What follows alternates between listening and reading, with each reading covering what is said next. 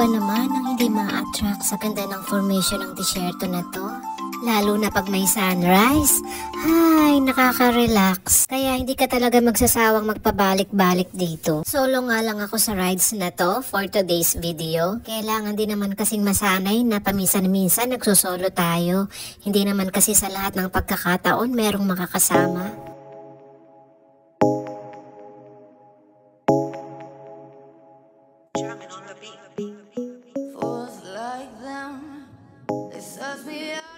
Natuwa nga ako dito dahil nakakita ako ng camel sa malapitan, kaya hindi ko pinalagpas yan at nakapagpa-selfie na naman.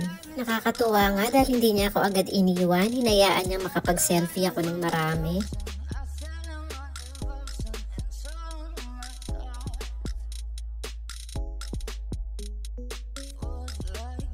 At pagdating ko nga ng finish line na mahinga muna at nagmerienda, saging at tubig nga lang ang baon, busog na.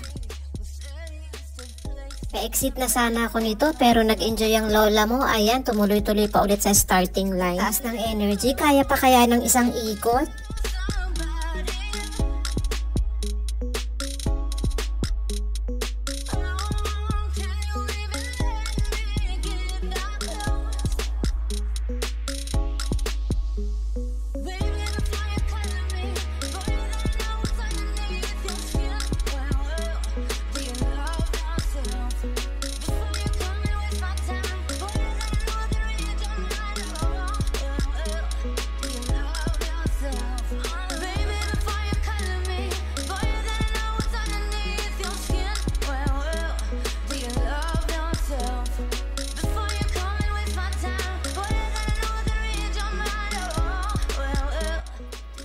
Ito na nga po at nagbago na ang isip ng Beshing Gala, baback out na.